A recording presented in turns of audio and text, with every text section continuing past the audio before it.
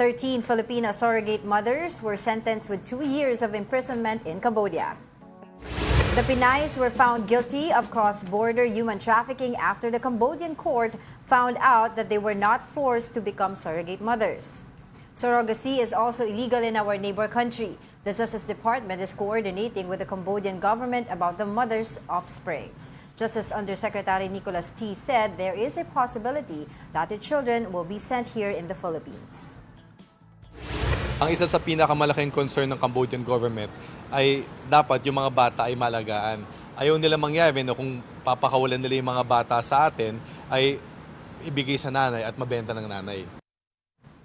Okay, Yeah, so yun yung it's fear still nun. illegal there in Cambodia, pero there are still agencies daw that offer that services. Pero normally, kaya unusual daw ito dahil mga Filipina yung nahuli. Normally daw, they get their own, from their own country, yung mga magsusurrogate.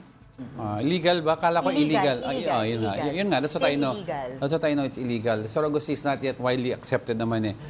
Pero ang issue kasi dito kaya daw naging 2 years, technically mas mahaba pa daw dapat ang sentence. May mga certain circumstances daw that mitigated their sentence na kinonsider ng court kaya napaiksi. Kasama Mga iba daw, doon is pagbubuntis nila, habang nakabuntis. there are other circumstances daw na of the arrest, circumstances of the issue. Sometimes kasi for 5 years, 6, 7, 8 years na eh. Pero they considered certain aspects of the case kaya naging 2 years. Sabi nila dito, the women are not expected to serve any jail time until giving birth. Oo. Yun ang sabi nila. Okay. So Kasi- pero hindi naman sabi nga din sa report natin, hindi nila nilinaw kung anong ng court kung anong gagawin din sa mga bata kapag kapanganak nila. Pero stress pa rin sa mami yan dahil alam nila pupunta sa prison soon. So nakakarga na nila yan. Oo. Tapos yun din ang sinasabi nila doon sa upon their investigation dito sa mga 13 Filipino women, sinasabi nila parang Hindi sila napilitan. Hindi ito napilitan. Talagang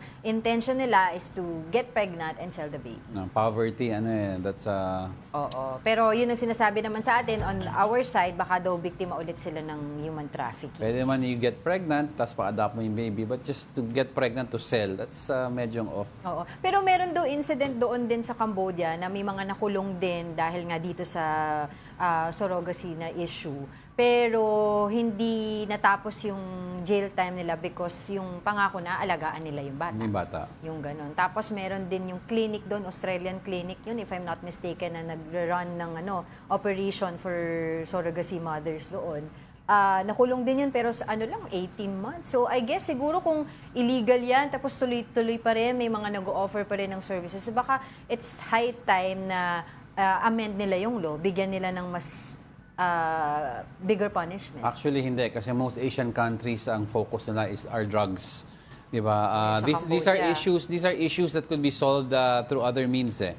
Pero just to give a stiffer penalty to women giving Pero birth. kasi, the act of... But the problem there yung children eh. Hindi. Ang magiging issue is the act of surrogacy. Kawawa naman yung mga bata. How does the court, ang problema kasi sa Cambodian courts, how do they determine daw the difference between the act of surrogacy and selling the baby? Ngayon, if you're caught selling the baby, yun ang parusahan mo. Pero the act of surrogacy, how do they determine that?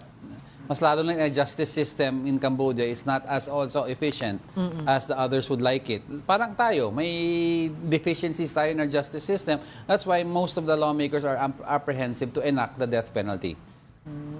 Pero yun, kawawa ako sa akin talaga pag ganito kawawa yung mga bata. Kasi for sure, these mothers, hindi nila planong magkaroon ng baby dahil ang plan dyan is to sell the baby. Tapos bibibigay sa kanila, so force sila alagaan yung mga bata. Kawawa naman.